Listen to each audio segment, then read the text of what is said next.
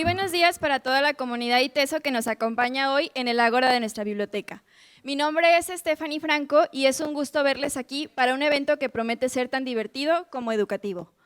Hoy vamos a hablar de ciencia, pero de una manera poco convencional. Hoy vamos a descubrir que hablar de ciencia tiene su chiste. Y para ello contamos con dos invitados muy especiales, pero antes de presentárselos, quiero primero presentarles el proyecto que le da vida a este evento, Entre Saberes y ITESO. Quizás ya hayan visto este nombre en alguna parte del campus, pero hoy queremos que conozcan más a fondo lo que hacemos. Entre Saberes y ITESO Ciencia que Conecta es una plataforma digital dedicada a la comunicación del conocimiento, en algunas ocasiones también llamada divulgación de la ciencia. Este proyecto nace desde el corazón de la Coordinación de Divulgación y Difusión Académica para compartir el conocimiento científico generado desde nuestra universidad, de una forma accesible y también entretenida. Como su nombre lo dice, buscamos que el saber científico conecte entre personas. ¿Y qué pueden encontrar ahí? Pueden encontrar una página web con artículos, entrevistas, noticias, también una cuenta en Instagram con contenido muy digerible y atractiva. Por ejemplo, ¿sabían que uno de nuestros estudiantes participó en el descubrimiento de 2 suculentas que solamente crecen en la Sierra de Manantlán, Jalisco? ¿O alguna vez se han preguntado qué hace nuestra universidad con los restos de alimentos que depositamos en los cestos de basura? Esto y más podrán encontrar en nuestra página y en nuestras redes sociales. Desde la carrera, departamento o grupo del que vengan, les aseguro que encontrarán esta actividad útil, interesante y también divertida. Ahora déjenme presentarles a nuestros invitados. Lumara González, también conocida como Lumara la bióloga, es bióloga por la Universidad de Guadalajara y además se autodenomina como socializadora de la ciencia. Es comediante tapatía desde 2016. Su pasión la ha llevado a en Jalisco Talentland, Foro Periplo y Teatro Tonalá, entre otros. Además, es una voz muy activa en redes sociales y creadora del programa Late Night con Lumara la bióloga, donde aborda temas de ciencia con una buena dosis de humor. Recientemente fue galardonada con el Premio Estatal de Innovación, Ciencia y Tecnología 2023 por su destacada labor como divulgadora científica. También nos acompaña un querido profe del ITESO que utiliza el humor para divulgar el conocimiento. Memo Vega es licenciado en Psicología por el ITESO, maestro en Neuropsicología por la Universidad de Guadalajara y actualmente candidato a doctor en Investigación Psicológica por parte de ITESO. Es profesor titular en esta universidad y desde 2013 hace stand-up y ha hecho colaboraciones con Comedy Central, Pictoline y Se Regalan Dudas. Es socio fundador del Instituto de Neuropsicología y Neurociencia Aplicada. Lumara y Memo fueron pioneros del stand-up en Guadalajara y también del stand-up científico, iniciando este movimiento desde aquí, el ITESO. Ambos son muy activos en redes sociales, así que si quieren conocer más sobre su trabajo, a Lumara la pueden encontrar como Lumara la bióloga y a Memo como Memo Vegao. Hoy, en Hablar de Ciencia tiene su chiste, Lumara y Memo nos mostrarán cómo la ciencia y la comedia pueden ir de la mano, enseñándonos algo nuevo mientras nos hacen reír. Para empezar el día, les quiero pedir que recibamos con un fuerte aplauso a Lumara la bióloga.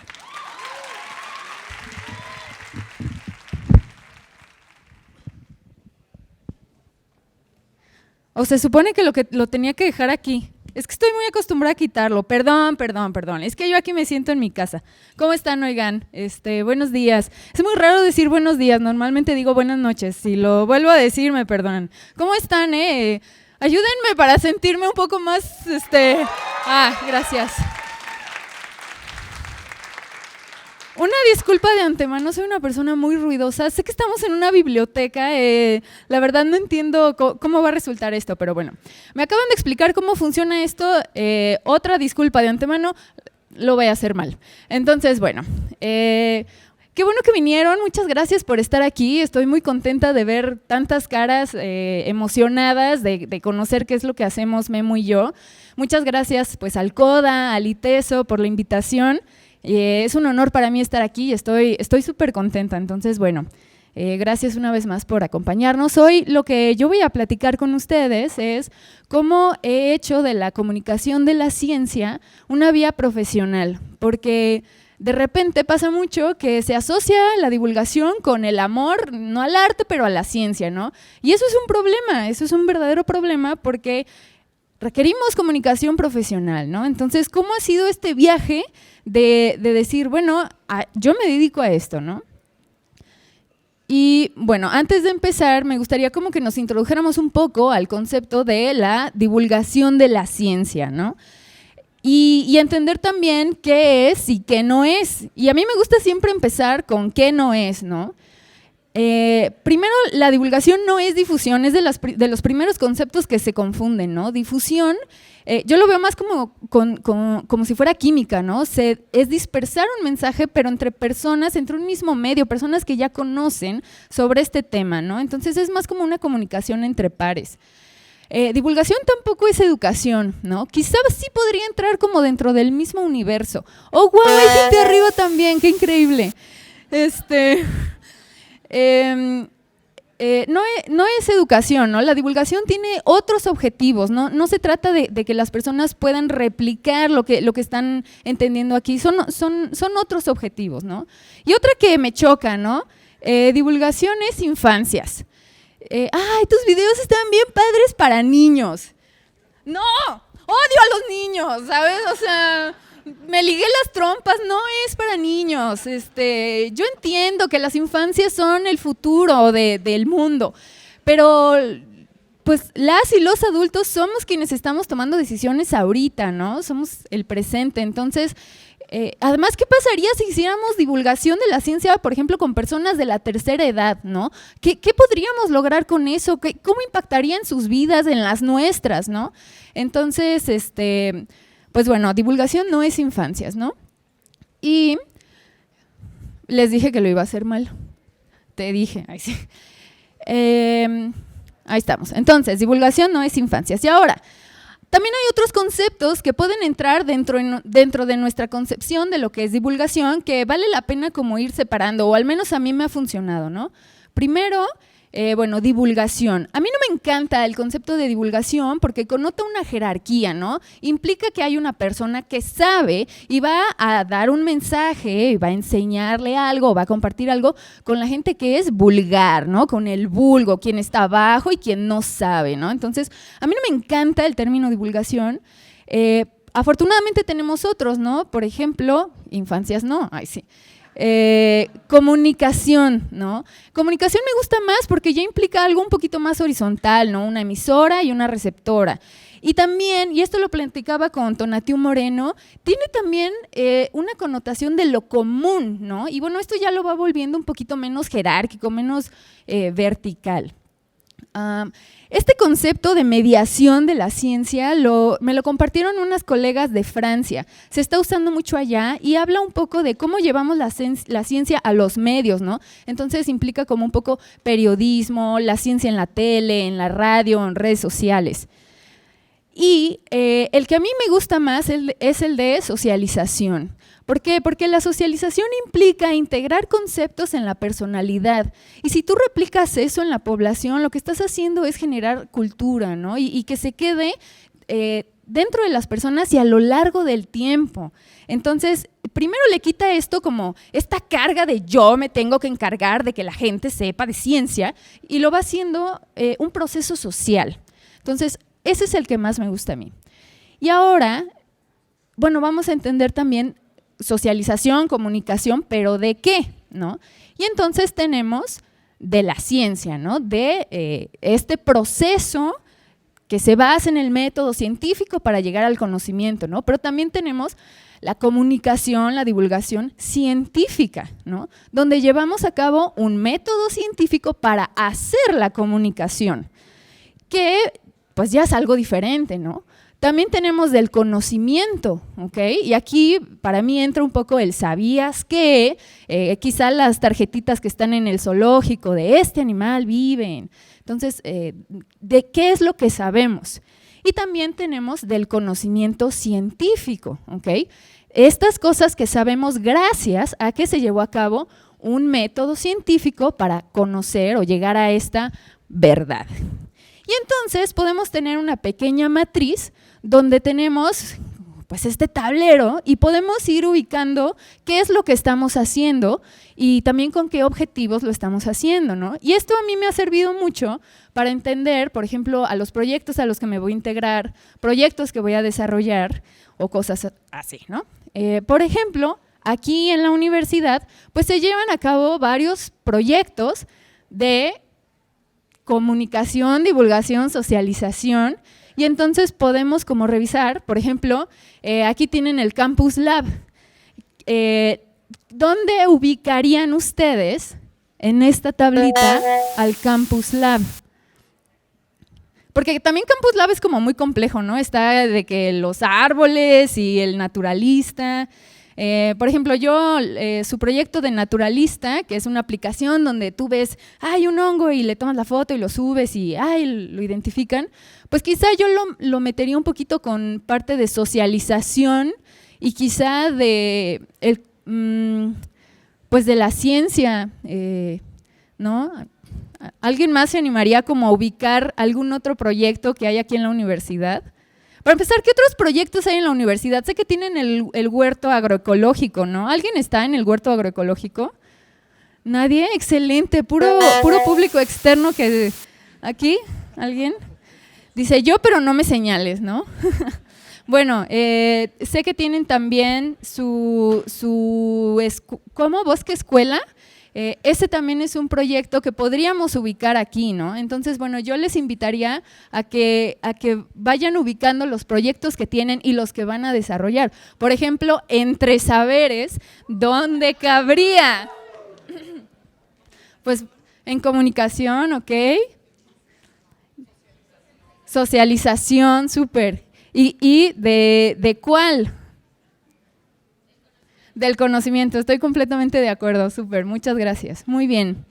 Bueno, entonces eso es respecto a la parte de la definición, ¿no? De lo que hacemos. Ay, no sirve, Julio, no sé por qué no sirve.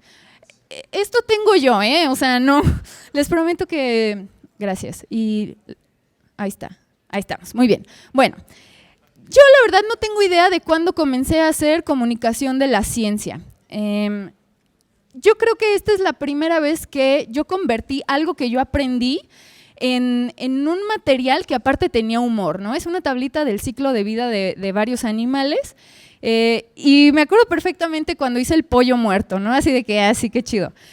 Y la verdad es que siempre he tenido como esta inquietud, me gusta mucho dibujar. Cuando estaba en la escuela aplicaba mucho como los diagramitas y los dibujitos, porque me ayudaba mucho no solo a entender conceptos, sino también a llegar y mira lo que hice, y que la gente se riera y lo viera, ¿no? Y cuando entré a la universidad seguí aplicando como estas estrategias para entenderlos y tuve una materia que cambió mi vida, que se llamó Comunicación de la Ciencia, ¿no? Esta materia fue muy importante para mí porque mi profesor, que fue el doctor José Luis Navarrete, bueno, yo estudié en CUCBA, en la UDG, él nos dijo, en la comunicación de la ciencia solo hay 2 reglas. Número 1, no desinformar. O sea, asegúrate de que lo que estás diciendo viene de una fuente confiable. Número 2, atrapa a tu audiencia. Entonces, tú tienes que hacer un cartel, tú tienes que hacer una obra de teatro, te tienes que echar una maroma, adelante, pero atrapa a tu audiencia. Y esta persona con tanto déficit de atención le encantó eso. Entonces, ahí fue cuando yo entendí qué eran todas estas cosas que yo hacía, ¿no? Que tenían un nombre. Este es un cómic que hice sobre la evolución del sistema nervioso y el sistema digestivo de varios invertebrados. Y creo que esta fue la primera vez en la que dije, bueno, esta parte biológica dura, compleja, la quiero transformar y le quiero meter humor y le quiero como hacer, o sea, creo que esta fue mi primera obra tal cual. Pero después empecé a escribir en las revistas universitarias.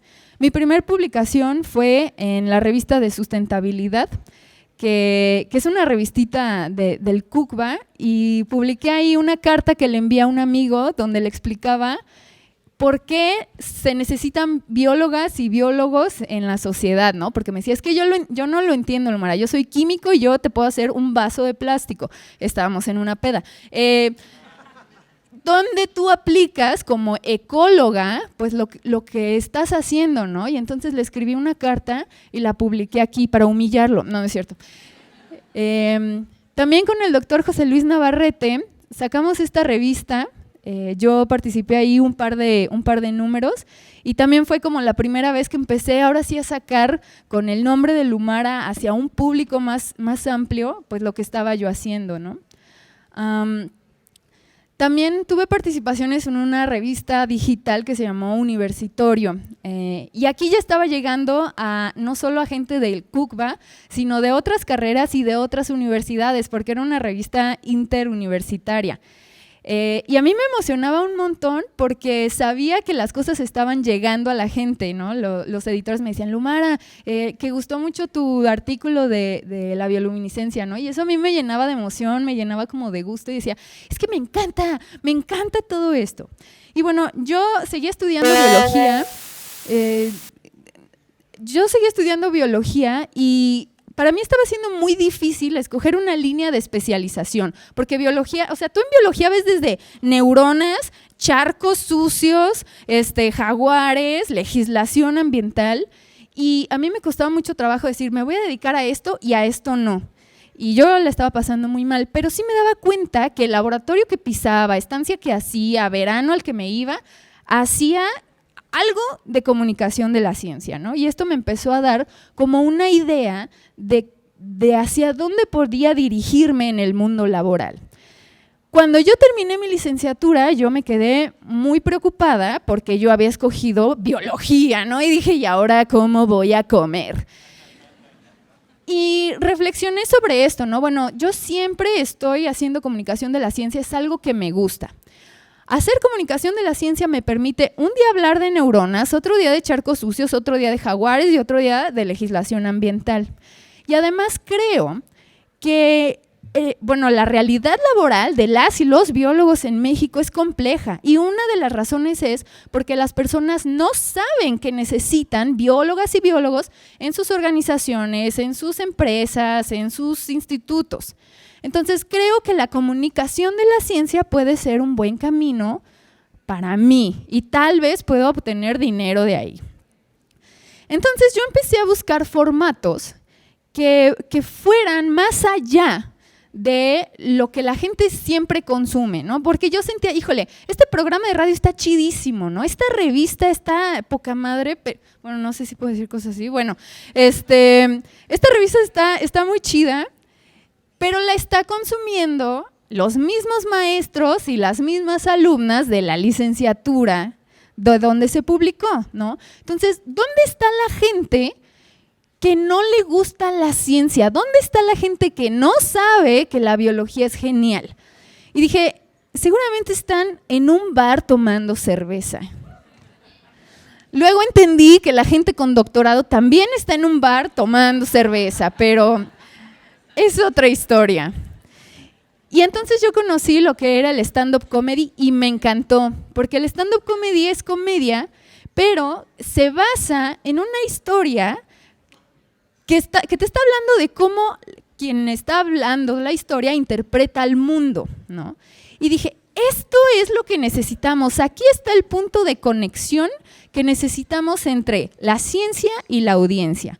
Tomé un taller en un bar en Querétaro, en la Caja Popular, me encantó, la gente se rió de mis chistes de biodiversidad y a partir de ahí fue una adicción. Entonces empecé yo a presentarme en los micrófonos abiertos con la idea, yo la verdad es que quería hacer comunicación de la ciencia en los micrófonos abiertos, un espacio donde te dan 5 minutos para fracasar. Entonces yo quería eso, estar presente cada jueves en un lugar con gente borracha, era lo que yo quería. Pero después empezaron a llegar invitaciones a dar show y a cobrar por eso y me gustó. Pero paralelamente, yo empecé a llevar otros procesos también con la comunicación de la ciencia. Y una de las cosas que me di cuenta haciendo stand-up es que a mí me cuesta mucho trabajo no dar clase cuando estoy haciendo comunicación.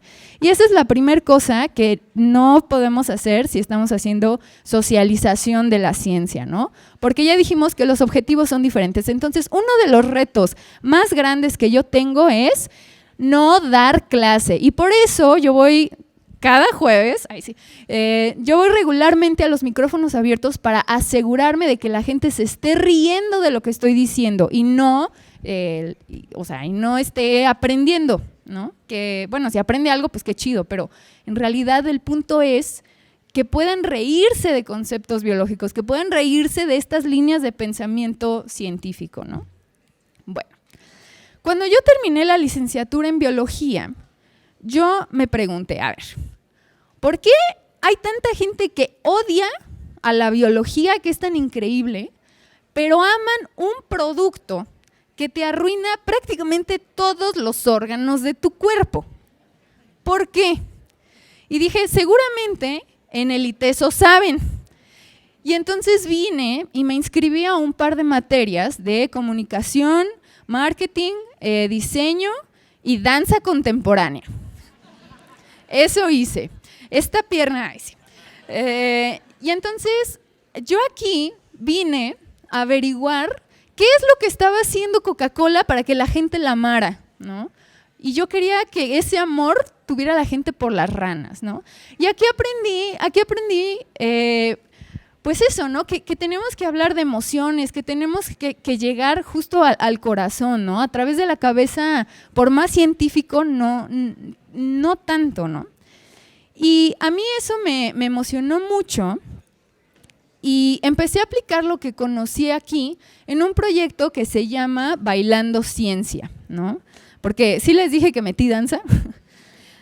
A mí lo que más me gustó de danza contemporánea fue darme cuenta que podemos entender el mundo de una forma completamente diferente a la forma racional a través del texto, ¿no?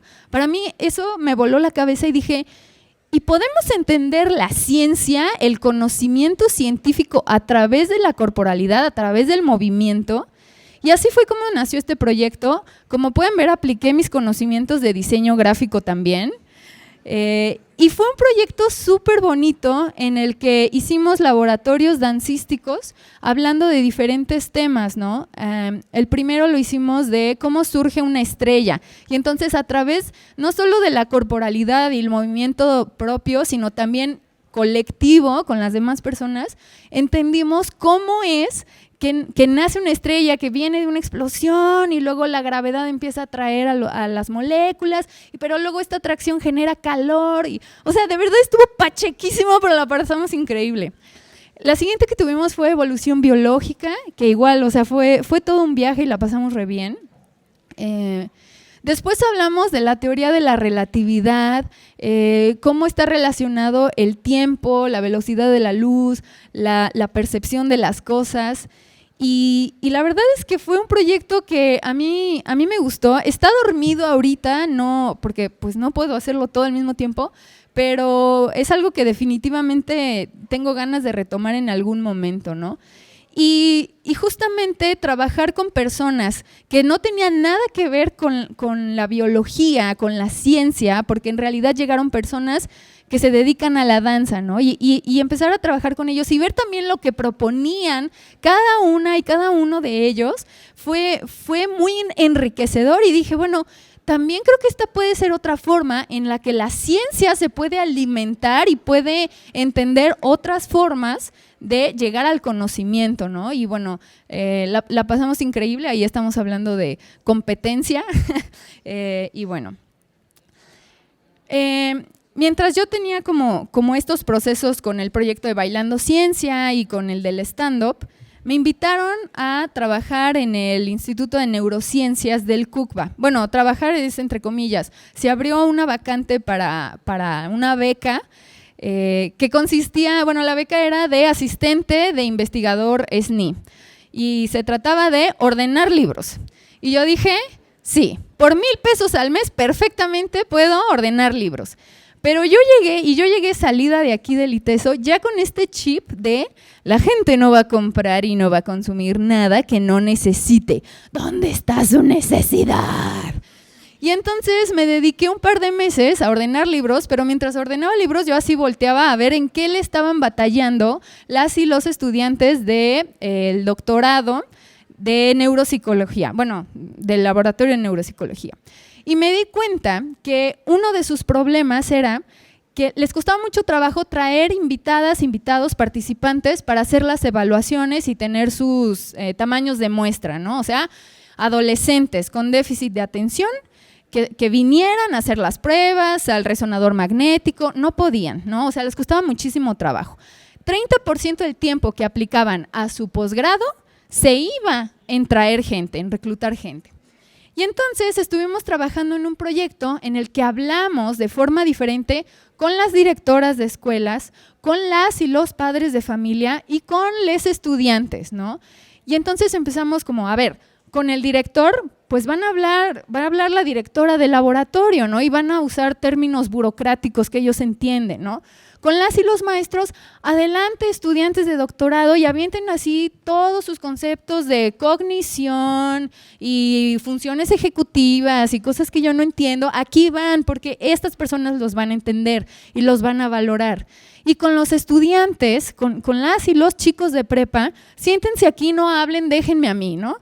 Y fue muy bonito ver cómo aprendiendo a cómo hablar con cada persona, estos estudiantes de doctorado pudieron terminar pues su posgrado, ¿no? O sea, de que la gente, miren, perdón que diga esto, pero había fila, había lista de espera de yo quiero que participar en la investigación. Y tuvimos que rechazar gente porque tenía brackets, porque era zurda, pero fue algo muy bonito y una vez más fue ver cómo había una demanda de la sociedad, porque no faltó la señora de, oigan, es que mi hijo algo tiene, a ver si me lo pueden checar, ¿no? Entonces empezó también a haber una demanda de la sociedad hacia el centro de investigación y a mí eso me pareció como muy hermoso. Hicimos unas tarjetas como le sacaban sangre a las chicas y chicos para ver el alelo, la parte genética, pues les daba miedo, ¿no? Y ese era un punto. Entonces, les hicimos unas tarjetitas para que vieran su grupo sanguíneo, hicimos unas… bueno, aquí también tuve la oportunidad de entrar en el diseño de una portada de este proyecto. No, es que versátil se vuelve una. Y bueno, mientras tanto, pues yo seguía con muchas ganas de hacer mediación de la ciencia en redes sociales, ¿no? Y este fue otro proyecto que ocurrió también. El Día del Biólogo, 25 de enero, fue una campaña que, pues yo quería invitar mucha gente como en la parte de diseño y eso, pero al final terminé aventándome la parte del diseño yo. Pero me gustó mucho porque fue invitar a colegas, biólogas y biólogos a platicar qué es lo que están haciendo, ¿no? ¿Qué hace una bióloga y un biólogo? Y entonces empezamos a justamente hacer esta campaña donde hablábamos de una vez que sales, una vez que eres recién egresada, ¿cómo puedes tú ejercer tu profesión de bióloga?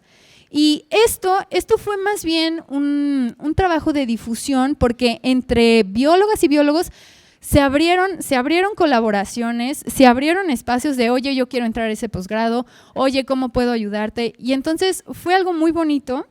Y sí llegamos a tocar como otras esferas de la población que no son biólogas y biólogos y que se daban cuenta que, bueno, o sea, una bióloga no solamente pues está persiguiendo lagartijas, ¿no? También hace gráficas y también hace cosas. Hablamos de personajes importantes en la biología como Dobzhansky.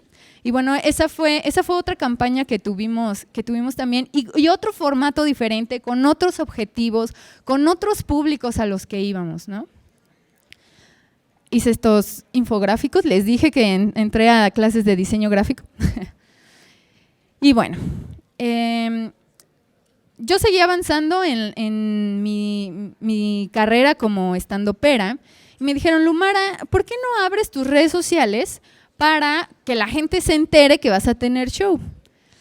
Y bueno, eso hice y la verdad es que no sabía qué publicar, pero pues empecé a publicar porque yo tenía que publicar, ¿no? Tenía que alimentar esas redes. ¿Qué era lo que podía publicar? ¡Ay, miren la hormiga! ¿Sabían que las hormigas se siguen con... Mira, si le borras el camito, ya no sabe a dónde ir. Mira, ya regreso, mira, ya, ¿no? Y por alguna razón eso le gustó a la gente. La verdad no entiendo por qué. Pero les gustó y les gustaba a personas que no eran biólogas. Y empecé a recibir mensajes de odio los insectos, me asustan las arañas. Cada que veo algún animal que tiene más de 4 patas, grito, pero gracias a tus videos ya no los mato.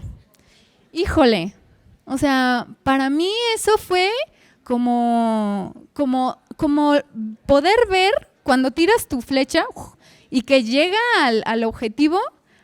Este tipo de comentarios, esos son para mí. Entonces, yo me sentía muy motivada, además de que me encantaba ponerme a hablar frente a la cámara sobre temas de biología, de ciencia, de bichos, ¿no?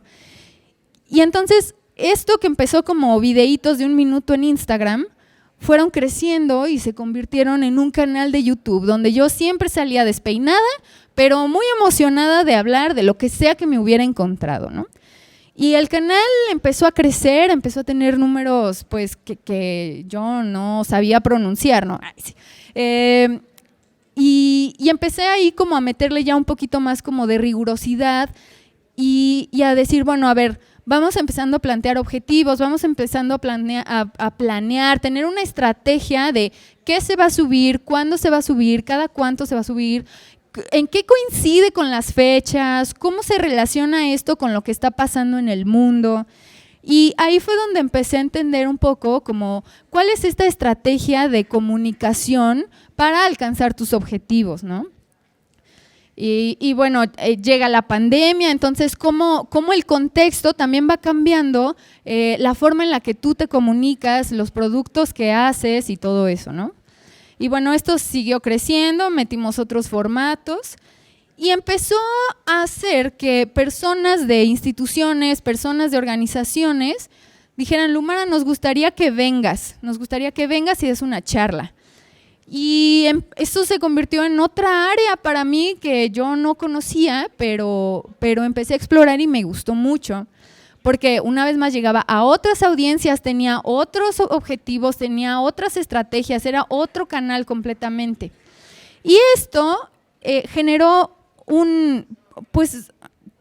llegué ahí a una pregunta muy importante, ¿no? Bueno, ¿esto es mi trabajo? ¿Lo cobro? ¿Cuánto cobro? Pero sobre todo, ¿por qué lo cobro, no? Y entonces, en el momento en el que yo empecé ya a dar charlas, a ir con el gobierno de Guanajuato, a presentarme en la universidad, dije como, bueno, o sea, creo que sí necesito poner tarifas de lo que estoy haciendo. Y aquí fue cuando todo este debraye empezó a tomar un sentido más capitalista. Mientras tanto, yo seguía haciendo stand-up, tenía acceso a audiencias. A mí lo que más me gusta es presentarme en lugares donde no esperan ver a una bióloga y hacer reír a gente que no espera ver a una bióloga.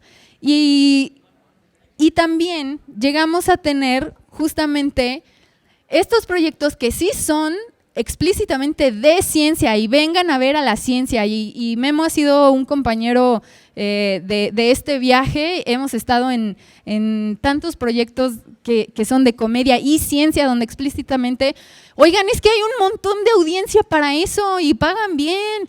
Entonces, eso también se volvió como otra vía. He hablado de cómo la comunicación de la ciencia y el stand-up comedy pueden ser una vía para reflexionar, para cuestionarnos cosas, ¿no? Y bueno, también he llegado a tener presentaciones con figuras que yo nunca pensé que iba a compartir escenario, ¿no? Y para mí eso me emociona porque justamente me está hablando, porque por ejemplo, Radio Manguito Chupado jamás invitaría a una maestra de biología, ¿no? Y decir, bueno, creo que se están alcanzando estos objetivos de hacer reír, y ahí por abajo ahí va el chiste de que las serpientes tienen 2 clítoris. Ya quemé ese chiste, bueno. Entonces, hasta ahorita tengo un especial que se llama Es Nuestra Biología. No lo pueden ver porque está oculto en YouTube, pero el 25 de enero del próximo año, la idea es publicarlo para que ya se quede arriba en redes y puedan ver los chistes que nacieron en 2017. Y tengo otros 2 especiales, que son Cuando eres bióloga y Yo pregunté, que bueno, son como la recopilación de 8 años de estar haciendo stand-up comedy, ¿no? Bueno, llega un momento en el que me tengo que cuestionar, bueno, he estado picando en un montón de lugares, estoy muy cansada, estoy dispersa, ¿no? Y así fue como llegó la idea de lo que ahora es el Late Night con Lumara la bióloga, que es un programa que justamente recupera muchos de los formatos que he estado trabajando antes, la charla, la comedia, los medios audiovisuales, y condensarlos en un solo proyecto. Y bueno, les quiero mostrar rápidamente cómo ha sido la evolución de este programa. Este programa nació en pandemia. Yo estoy ahí en mi casa encerrada con lo que tenía, me armé mi escritorio, me hice mi invitada ficticia y empecé, yo aquí aprendí que primero se hace un dummy de cartón. Esto fue mi dummy de cartón, ¿no? Y empezó a tener cada vez como más cuerpo, empezó a tener más espíritu. La idea era hacer capítulos, presentarlos ante un público mientras se grababan y luego llevarlos a las redes sociales o a las plataformas, ¿no? Entonces tuvimos la primera presentación en vivo, ya con una invitada en vivo, con una audiencia, y esto empezó a crecer, empezamos a darnos cuenta de cuáles eran nuestras necesidades de producción. Nos fuimos a Casa Inclán, que es un foro muy bonito al norte de la ciudad. La gente le empezó a gustar, hicimos 3 episodios completos de esto, y luego me quité la bata y bailé cumbia.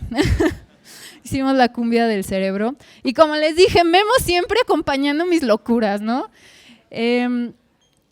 Y yo dije, a ver, esto está bien padre, pero me está llevando 6 meses escribir cada episodio. O sea, yo no sé si tengo si esto me va a estar ayudando a la continuidad que necesito y la presencia que necesito en redes, ¿no? Entonces me pasé a lo virtual y dije, ahora el Late Night va a ser virtual y la producción al traste, ¿no? Y ahí está Lumara con su corte que ella sola se hizo en su casa. Y fue empezar otra vez, o sea, vean cómo era la invitada, güey, o sea, pero esto también implicó que yo tuviera que invitar gente a que me apoyara, y entonces llega otra persona para empezar a hacer producción y la cosa cambia, y empezamos a meterle como, bueno, vamos a poner el logo aquí, y empezamos a modificar el estudio donde estábamos trabajando. Y entonces llega el Late Night con invitadas presenciales, pero todo en línea. Y luego digo, híjole, escribir un episodio a la semana me está matando. Y entonces volvimos a cuestionar y volvimos a reflexionar sobre cuáles son nuestros objetivos, a dónde queremos llegar, por qué queremos llegar ahí, por qué vale la pena llenar internet de chistes de hongos, ¿no? Y son reflexiones que sí o sí hemos tenido que hacer, porque si no, nomás estamos produciendo de más, ¿no? Con Memo tenemos un concepto que es el extractivismo cerebral, ¿no? O sea, queremos eso, desechables, TikToks desechables. Y bueno, entonces fue cuando empezó un producto paralelo que ya tenía una interacción con las audiencias, no era tan planeado, o sea, yo no me sentaba a escribir los chistes, era como, vamos a hablar de murciélagos, y lo que la gente nos diga y lo que la gente sepa de murciélagos lo vamos a ir compartiendo y lo vamos a ir rebotando, haciendo eco. Y entonces así fue como nació el Biodomingo de Bajón, donde los domingos a las 8 de la noche nos vemos, hablamos, lloramos y nos lamentamos de que mañana es lunes, pero hablamos de murciélagos, a veces tenemos juegos, tenemos dinámicas. Y entonces se fue separando de lo que virtualmente era el Late Night. Y entonces ahorita tenemos como estas 3 líneas, que una es el Late Night, donde tenemos pues nuestro set, nuestras invitadas, nos están llegando pues personajes muy importantes en la ciencia, ¿no? Yo estoy muy, muy emocionada de cómo hemos trabajado. Mi equipo está aprendiendo a encuadrar todavía, pero la estamos pasando muy bien y es un proyecto que tiene muchísimo espíritu y muchísima, pues eso, ¿no? Muchísimo background, ¿no? Y significado. Entonces, bueno, ahorita ya llevamos el Late Night, así como es virtual, ya lo llevamos a presencial, lo presentamos en Talentland y pues esto parece que cobramos por eso. Entonces, eso está siendo muy emocionante. Bueno, las personas que me invitaron me pidieron que yo hablara, bueno, estas son las fotos de Late Night, de mis principales logros, ¿no? Y yo el que quiero compartir con ustedes es que mi principal logro es que sigo viva, ¿no? De verdad, simplemente estar respirando es complejo, o sea, hay muchos procesos que tiene que hacer tu cuerpo para que tú estés viva o vivo. Y creo que vivimos en un mundo donde se nos está exigiendo todo el tiempo, ¿qué estás haciendo y por qué lo estás haciendo? Y no solo eso, demuéstrale al mundo que lo estás haciendo, ¿no? Entonces, sí creo que a pesar de todo lo que he hecho, a pesar de las exploraciones que he hecho, sí vale la pena decir, o sea, alto, ¿no? O sea, seguimos presentes, seguimos aquí y vale la pena seguir haciendo comunicación de la ciencia, pero pues primero construir una expertise, o sea, no solo ir corriendo, ay, sí, ya logré esto y ya hice esto, sino cómo vas construyendo y cómo vas diseñando esto que va a ser pues tu carrera. Y esto me ha permitido valorar mi trabajo y entender que lo que estoy haciendo no solo tiene un valor monetario, sino también tiene un valor social, tiene un valor cultural, y eso vale la pena que en este mundo que se mueve con dinero, ni modo, pues me retribuya, ¿no? Y no solo eso, también he aprendido a valorar, a no trabajar, porque pues se vuelve muy complejo, ¿no? Y hasta que no te enfermas, no te das cuenta que tienes que parar. Y vas entendiendo cómo el descanso, el ocio, y no el ocio productivo, el ocio no productivo, es muy importante para que también luego tu cabeza se vaya a otros lados y puedas seguir enriqueciéndote, ¿no? Entonces, yo también quería compartir eso porque sé que hay muchas personas jóvenes que están aquí que tal vez sienten mucho esa ansiedad de es que no tengo currículum, es que no llevo experiencia, es que voy a salir de la universidad sin nada. Mi amor, o sea, sí, enfócate en hacer tu carrera, pues, pero no hay prisa. Creo que ese es el aprendizaje más fuerte que he tenido yo. No hay prisa, de verdad no hay prisa. Y bueno, también gané el Premio Estatal de Innovación, Ciencia y Tecnología. Pues muchas gracias.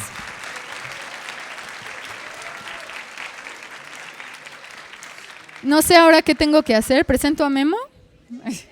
Un chiste, dice. Muchas gracias. Muchas gracias, Lumara, por compartirnos. Y pues, sí. Muchas gracias, Lumara. Qué logro que estés viva. Y ahora también queremos un fuerte aplauso para nuestro profesor Memo Vega.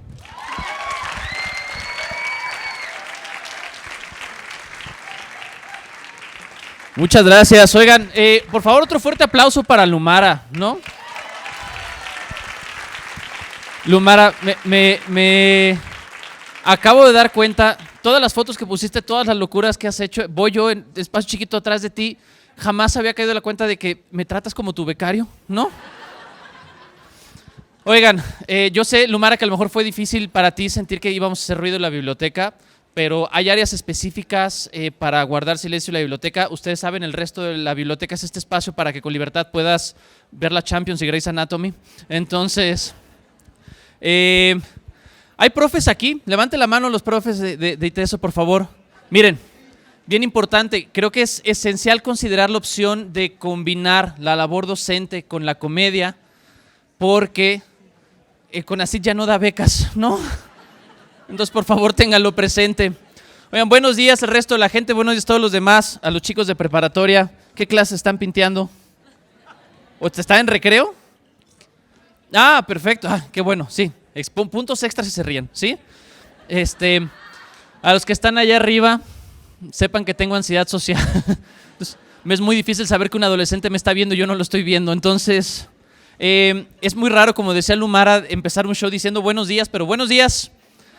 Usualmente los shows son en la noche cuando la gente está tomando y eso ayuda con la comedia. ¿Alguien de pura casualidad ha consumido alcohol en lo que va de la mañana? ¿Sí? ¿No? Levantando la mano los de ciencias políticas, muy bien. Oigan, miren, ahora sí, como ya les dijo Lumara, la noción de hacer comedia y ciencia es básicamente trasladar un concepto científico y tratar de comunicarlo por medio de un chiste, ¿sí? Entonces, agarramos una cosa que a lo mejor es un concepto difícil de entender, como la adenocorticotropina. ¿Qué hubo? Adenocorticotropina es un factor liberador que baja desde la hipófisis hasta las suprarrenales para promover la producción de cortisol. Y luego con eso tenemos que pensar en un chiste. ¿Cómo? Mi papá tiene más probabilidades de aprender a decir adenocorticotropina que de aprender a decir perdón, ¿no? Básicamente de eso se trata. Entonces lo que vamos a hacer es lo siguiente. Yo voy a tirar una serie de chistes, pero primero les voy a decir cuál es la referencia ñoña de la que vienen, ¿ok? Entonces, primero que nada, no sé si ustedes han escuchado hablar de la hipoxia perinatal. La hipoxia perinatal es este cambio radical en el suministro de oxígeno que cuando se da en el momento de nacimiento puede tener un efecto del desarrollo biológico y en el desarrollo cognitivo.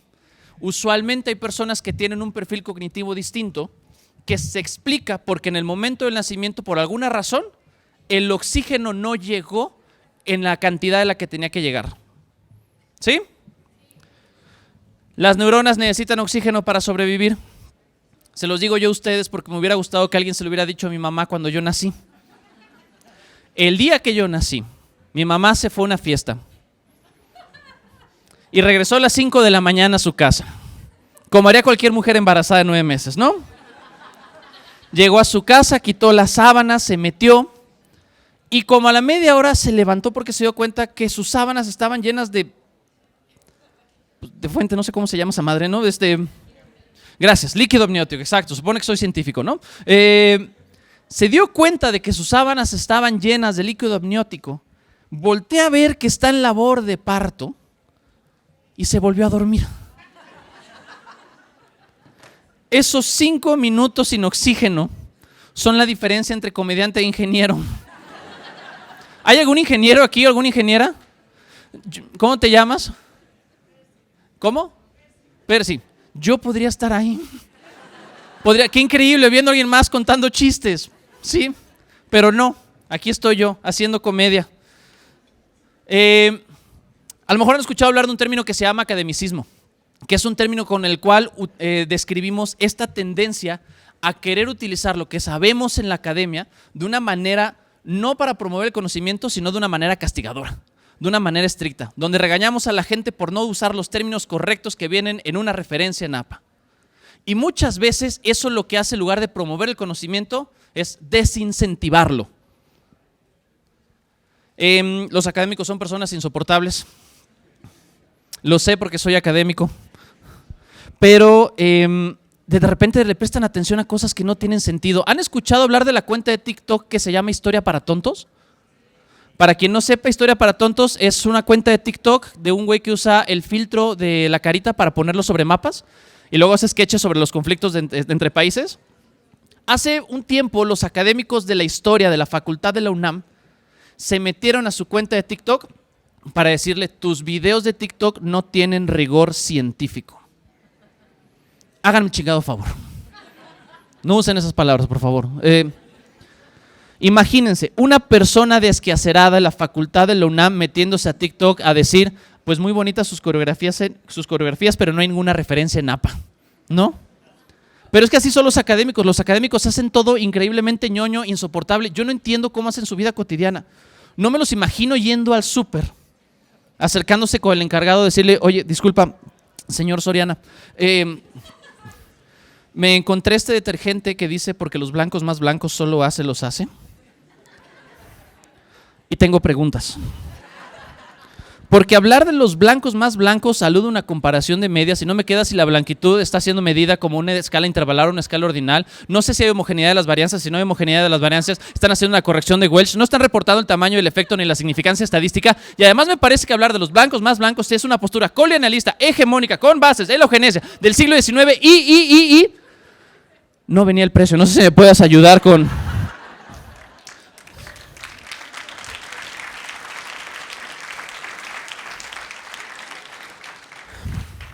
Miren, hay mucha información de algo que a lo mejor luego no investigamos de manera muy puntual sobre cuáles son las formas correctas de comunicarle a los niños que han sido adoptados. Es una conversación difícil. Por lo mismo que es una conversación difícil, tenemos que encontrar estrategias que promuevan que la adaptación se dé.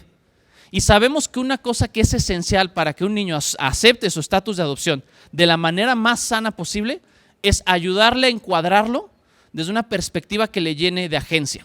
¿Sí? ¿Quién de aquí es persona adoptada? Puras personas en estado de negación. Muy bien. Miren, déjenme les digo algo. Yo creo que ser adoptado es increíble. ¿Por qué? Porque cuando eres una persona que fuiste adoptada, tienes la certeza de que tus papás te escogieron. Piensen en eso. Personas no adoptadas. Si sus papás hubieran tenido opciones, está pegando, sí. Si sus papás hubieran tenido más alternativas, ¿creen que les hubieran escogido a ustedes? Contestaste muy rápido, ¿eh? ¿Estás bien? Sí. Yo no creo, yo no veo a mi mamá parada en el Hospicio Cabañas, acercándose con el encargado, decirle, oye, el niño de las entradas de Mickey Mouse, a ver, tráelo para acá. ¿No? Siempre he tenido, sí, Una de las cosas que me gusta de neurociencias es estudiar lo que pasa en el cerebro cuando la gente duerme. Pero no solo la gente, sino los animales. La biología del sueño es fascinante. Sabemos que hay animales que tienen periodos de descanso absolutamente distintos a nosotros por estudios de electroencefalograma.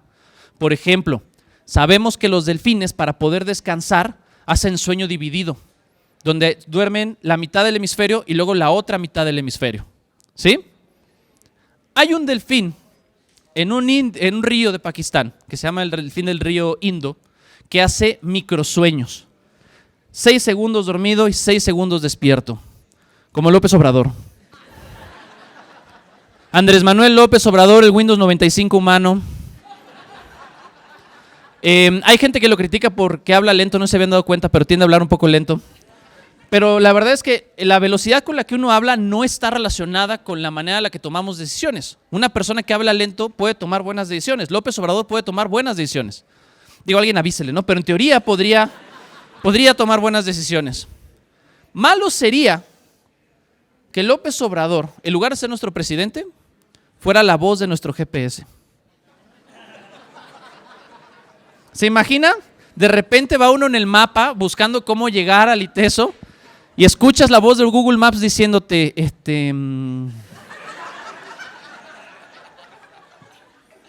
en 300 metros vas a dar vuelta. Te pasaste la vuelta.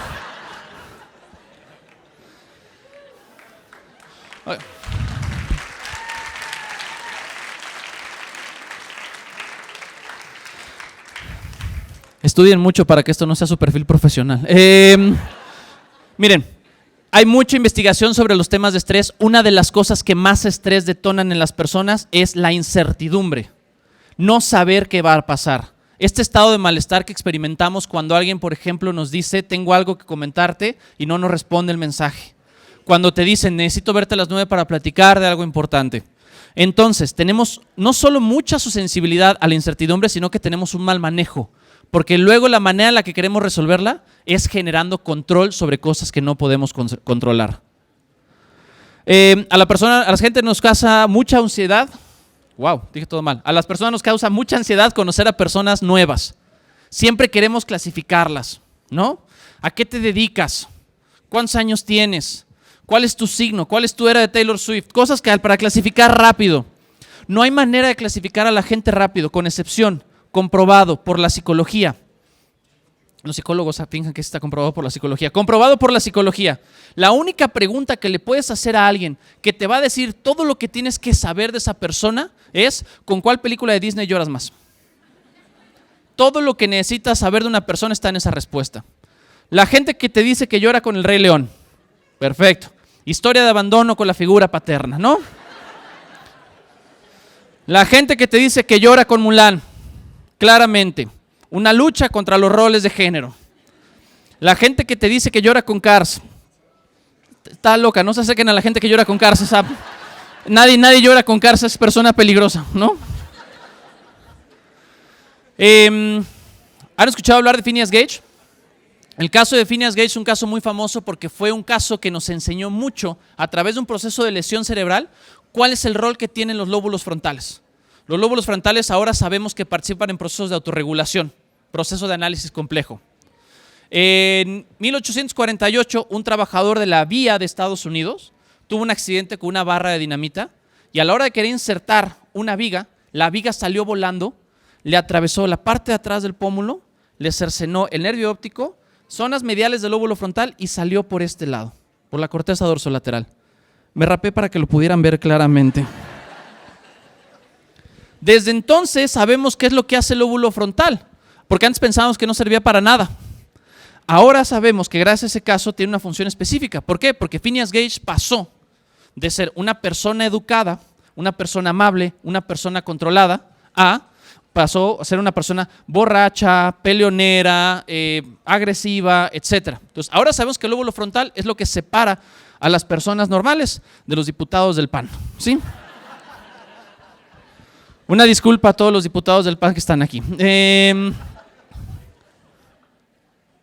Bien, otra cosa importante, el estrés tiene una relación ambigua con la memoria.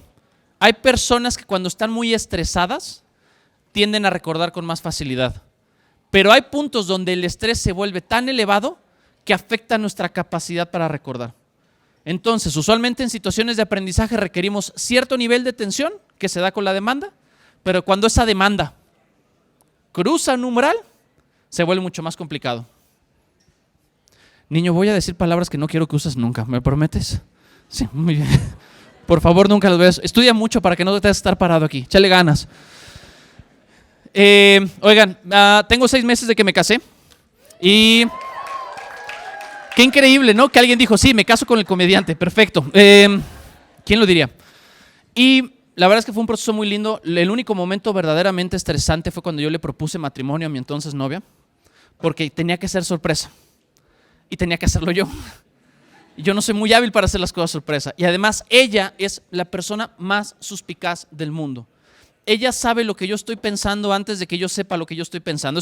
Es como mi algoritmo de TikTok, ella. O sea, ella es tan suspicaz que puede ver un café con leche y saber si la leche es de almendra o no, nada más viendo el café. Yo no sé reconocer leche de almendra aunque estuviera viendo al barista ordeñando la almendra, ¿sí?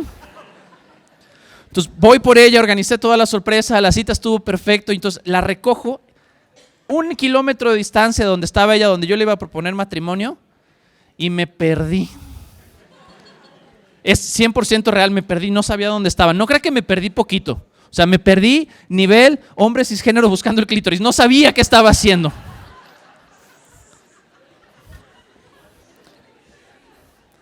Dijo que sí. ¿Quién sabe por qué? Pero bueno, miren. La ansiedad, hemos hablado mucho sobre temas de la ansiedad. ¿Esta es la señal de 5 minutos?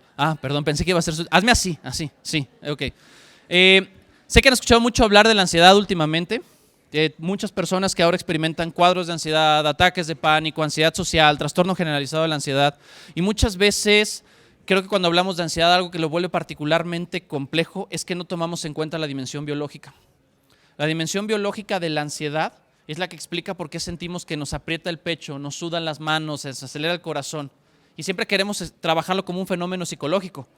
Échale ganas, siéntete bien, piensa las cosas de una manera, piensa positivo, etc. Pero si no entendemos la diferencia entre ansiedad y estrés, ansiedad y échale ganas, ansiedad y pesimismo, difícilmente vamos a tener intervenciones que sean efectivas. Hay mucha gente que tiene dificultades para diferenciar miedo y ansiedad, pero en realidad son cosas distintas. El miedo es la experiencia aversiva de algo que te está lastimando en ese momento. Miedo es la sensación que tocamos cuando vemos la leyenda pago para no generar intereses. Eso ya te está pasando, en ese momento ya te está lastimando, ¿sí? Ansiedad es el malestar emocional que experimentamos cuando algo viene. Cuando alguien te manda un WhatsApp de, oye, tenemos que hablar. Y no te contesta en 2 horas, ¿sí? La ansiedad es esta experiencia psicofisiológica que se da cuando nuestros sistemas de alerta se activan, cuando nuestros sensores de peligro se mantienen prendidos todo el tiempo. Pero yo creo que podemos superar la ansiedad, porque si algo sabemos hacer los mexicanos es ignorar sensores. ¿Quién maneja aquí? Levante la mano, por favor. No me van a dejar mentir. Más de alguna vez les ha pasado que están manejando y de repente aparece el sensor del tanquecito de gasolina. ¿Y qué empezamos a hacer en ese momento? Matemáticas. Sí, es como, ay, ¿qué tan lejos está Lagos de Moreno de aquí? No, la verdad, o sea, es de bajada, me puedo ir en neutral, no pasa nada. Hay un manual de la psiquiatría editado por la Sociedad de Psiquiatras Americanos que se llama el DSM-5, que es un manual que en teoría compila todos los cuadros clínicos que existen y desarrollan todos los síntomas que corresponden a esos cuadros. Y es un manual bien controversial porque mucha de la investigación que hace solo termina en la necesidad de votar para ver cuáles son cosas que se quedan como trastornos y cuáles no. Acaba de salir la nueva edición en el 2022 y me hubiera encantado proponer nuevos trastornos para el DSM, pero no me preguntaron. ¿Quieren escuchar cuáles trastornos hubiera propuesto yo? Trastorno número 1, trastorno de adultez crónica. Cuando eres adulto y estás cansado de ser adulto, el síntoma principal es que todos tus recibos están llenos de lágrimas. Te duele cuando la gente te pregunta si eres persona física o persona moral. Trastorno número 2, trastorno de enamoramiento evitativo. Cuando tienes un crush y no se lo comunicas nunca. Que en lugar de preguntarte cómo serías y saldrían, realmente te quedas desarrollando escenarios fantasiosos mientras escuchas una playlist de Spotify a las 4 de la mañana. Tú ya sabes cómo se van a llamar sus hijos. Ella no sabe cómo te llamas tú. Es una anécdota real, ¿eh? Sí. Bueno, varias, pero no voy a entrar en detalles. Trastorno número 3, trastorno médico de la personalidad, que es cuando eres médico y crees que eso es toda tu personalidad. Si conocen a alguien que está padeciendo de eso, díganselo, no dejen que viva así.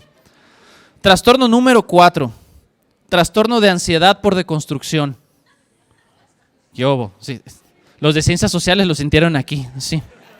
Trastorno de ansiedad por deconstrucción es el trastorno que te genera un estado de malestar psicofisiológico por no estar tan seguro que has desestructurado todas las violencias sociopolíticas impuestas con la suficiente precisión para poder tuitearlo. Me hubiera encantado que me preguntaran.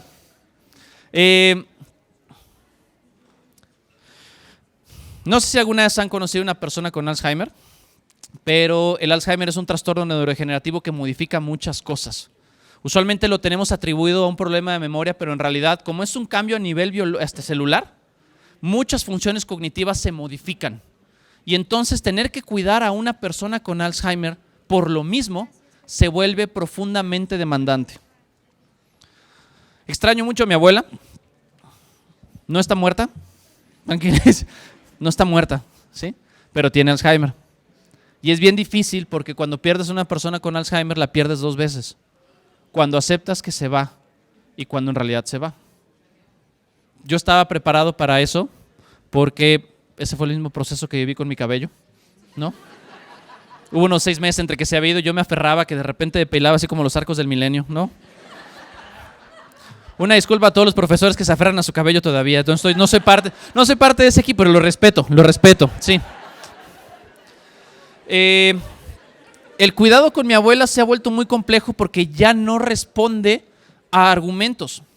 Hace algunos meses se cayó y se fracturó la cadera. Y por lo mismo ya no podemos dejar que se levante sin supervisión porque la cadera no va a soldar si se mueve. Ella, se lo decimos, si no nos hace caso, entonces tratamos de darle argumentos de peso. Le decimos, oye, es que abuelita, no es por nosotros, el doctor nos pidió. Mi abuela estuvo casada 42 años con un doctor. Si algo sabe hacer es mandar a un doctor a la chingada. Ese chiste lo escribí hace tiempo, desde ese momento hasta ahora mi abuela ya falleció, tiene un año que falleció y la verdad es que aunque fue un proceso triste yo me quedé muy tranquilo porque sé que todo ese tiempo hicimos siempre lo mejor que pudimos para quererla, hicimos siempre lo mejor que pudimos para cuidarla y les prometo que hicimos lo mejor que pudimos para que ella jamás se enterara de que Caso Cerrado era actuado. Sí. Yo soy Memo Vega, muchas gracias por su atención.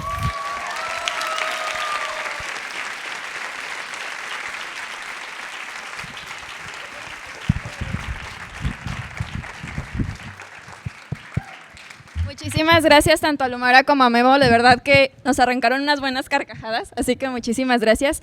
A continuación vamos a abrir nuestro espacio para preguntas y respuestas. ¿Cómo no se vale gritar en la biblioteca? Sí, sí, micrófono para que no griten en la biblioteca. Acá ya tenemos una para si nos apoyan a llevar el micrófono. ¿Cómo estás? Hola, oigan. ¿Sí? Hola. Ah, bueno, es que yo no oigo. Gracias por compartir su experiencia. Entiendo que ambos son profesores. ¿No se les va mucho el avión cuando están dando clases y se cuelgan de una anécdota o de un chiste que se lo están ahí inventando o que ya lo tienen listo y que no pueden evitar engancharse al chiste y luego no se acuerdan del material de clase que van a dar? Pues no realmente como tal, a lo mejor si le preguntas a alguien que haya tomado clase conmigo te podrá decir lo opuesto. Lo que sí pasa es que cuando de repente sale algún chiste de manera espontánea, espero que se vaya todo el grupo y ya es como, este sí funcionó, ok, este sí, me lo voy a llevar al Open. Pero quiero pensar que no, pero a lo mejor es un problema de automonitoreo. Yo soy profe de forma intermitente, o sea, a veces sí, a veces no. Y a mí sí me pasa muchísimo y pues yo mejor me voy por ahí y acepto y abrazo que ya no vamos a ver mitosis, pero pues he encontrado también que son formas en las que pues les chiques aprenden de otra forma y sobre todo se emocionan. Entonces, sí, a mí sí me pasa todo el tiempo.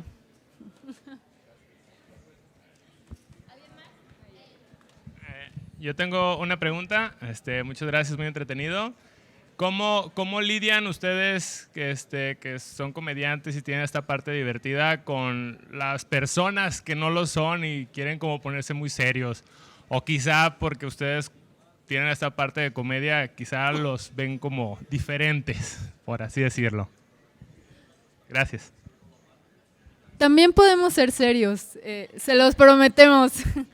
Pues digo, o sea, sí, desde mi perspectiva, sí nos ha tocado como entender cuál es el contexto, ¿no? Y bueno, o sea, si estás conociendo a tus suegros, pues te vas a esperar con el chiste del baño, ¿no? Pero sí, también a mí me cuesta un poco de trabajo. Ahorita estaba con Roberto, estábamos tomando fotos y me dijo, ¿te tomo una foto seria? No vas a poder. ¿Sabes? Puedo estar enojada, pero seria es muy raro. Entonces, pues también forma parte de nuestra personalidad, bueno, al menos de la mía, no sé, Memo, ¿tú qué pienses? Entonces diría eso, ¿no? O sea, sí podemos identificar cuando estamos en un velorio, ¿no? Pero pues también entenderlo como, bueno, y también la comedia siempre es muy bien recibida en general, entonces, sí, yo diría eso. ¿Tú, Memo? Ay, pues mira, creo que hay un asunto interesante, es como poder diferenciar. Me parece que hay muchos rubros donde hemos confundido la formalidad con la solemnidad. Y la solemnidad luego se puede volver hasta sombría. Pareciera que en entornos académicos, si no te tomas las cosas en serio, entonces no tomas tu formación en serio y no tomas tus aplicaciones en serio. Pero eso no es una competencia académica, es un juicio moral que viene hecho por personas que tienen el mismo perfil con el cual hacen las cosas. No está mal ser serio. El problema es asumir que la seriedad es equivalente a la ética profesional. Y muchas veces no es así.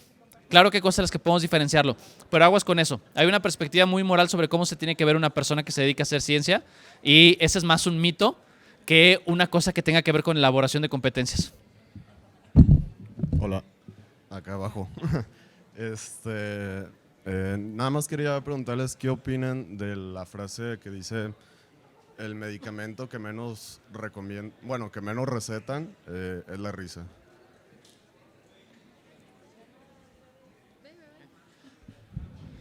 Mira, creo que cuando hablamos de risa, como es un fenómeno que muchas veces ni siquiera estudiamos de manera formal, rara vez podemos entender cuál es el efecto que tiene sobre la salud psicológica, mental, física, en diferentes niveles.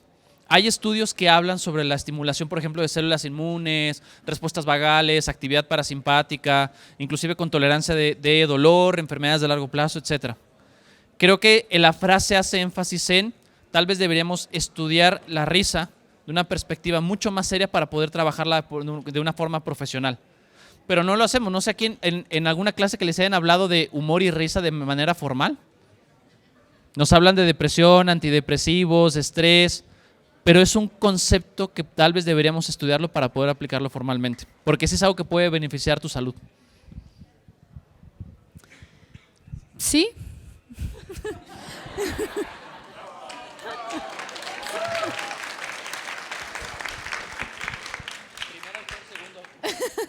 Et al. Hay otra pregunta, muy bien. Sí, yo quiero saber, hablaste de que en algún momento empezaste a hacer de esto un modo de vida. ¿Cuánto se cobra y cómo lo tasaste? Es que mi percepción personal es, en esta institución nunca quieren hablar de dinero, hay que hablar de dinero. Entonces, ¿cuánto se cobra y cómo lo tasaste? No, y yo vengo de la UDG. Yo he tenido que aprender a hacer un tabulador y conocer primero quién es mi cliente, qué es lo que quiere y cuánto me va a llevar a mí a hacer lo que esta persona quiere. Sí creo que hablar de dinero es en general un tabú. No sé si es un tabú en Guadalajara, en México, en Latinoamérica, en el mundo, pero sí lo es y sí, mi experiencia sí es que a la hora de hablar de dinero empieza a haber tensión. Entonces, yo lo primero que aprendí fue a tabular, a decir, bueno, ¿qué es primero lo que se necesita y luego lo que yo tengo que hacer y cómo esto implica en cosas que yo voy a tener que consumir y que pagar para llegar a esto? Y también considerar como ese colchón de después de que yo haga esto que me pidieron, después de que yo prepare esta charla, yo voy a necesitar cierto tiempo de descanso y de reposo. Y lo que estas personas me están pagando tiene que también incluir este momento, ¿no? Entonces, eso ha sido lo primero.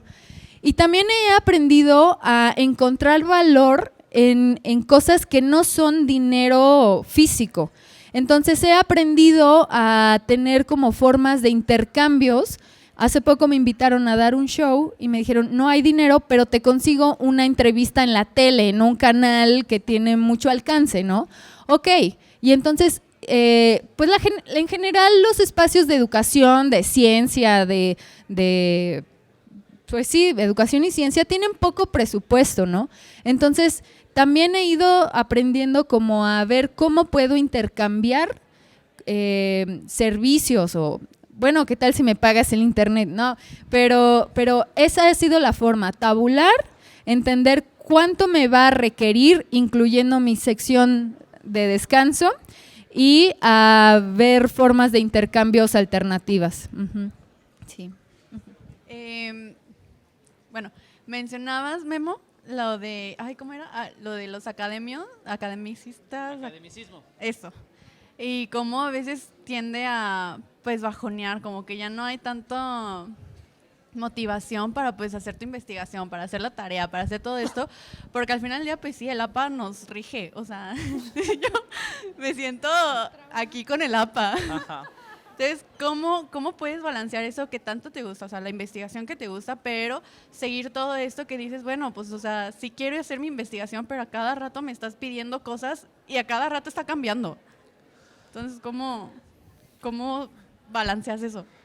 Mira, creo que la mejor manera de hacerlo, Uno es reconocer cuando las solicitudes que se te hacen es en función no de un progreso, no de un desarrollo, no de una contribución, sino desde una perspectiva rígida que tiene que ver más con la humillación y la jerarquización. Cuando yo te digo, ¿cómo crees que no leíste el artículo que salió la semana pasada en el Journal de Cortex? Tiene una semana, deberías haberlo leído completo con las 190 referencias que tiene. No estoy tratando de hacer una contribución a tu proceso, estoy tratando de establecer una diferencia entre tú y yo. Yo que sí lo leí, tú que no lo has leído. Y creo que muchas veces nos concentramos en tener todas las credenciales y no volteamos a ver en qué proceso está la persona en términos de su desarrollo profesional y académico. Para poder hacer eso con más facilidad, hay que dar 2 pasitos para atrás, de tanto en tanto. Esta es mi manera de hacerlo, pero sé que hay muchas personas que lo hacen de manera muy diferente. Mucha gente con la que yo conviví aquí desde que era estudiante me enseñó una perspectiva bien distinta de lo que era la versión académica. Ya cuando me tocó conocer otros espacios académicos era como, ay güey, ¿no? Pero siempre hay que pensar en cómo le hacemos para dar un pasito hacia atrás y no meternos a la inercia de la jerarquía en el aprendizaje.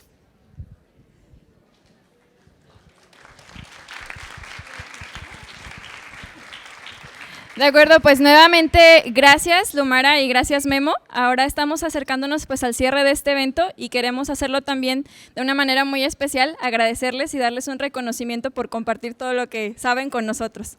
Aquí les hacemos llegar este reconocimiento y también un detallito de parte del equipo Entre Saberes. Y de igual manera, sí, el de Lumara, el de Memo. También esperamos que tanto ustedes dos como todo el público que nos acompañó aquí el día de hoy estén al pendiente de este proyecto Entre Saberes, porque se vienen cosas nuevas y muy interesantes. De igual manera, queremos hacer una toma de la fotografía para recordar este momento, así que sí.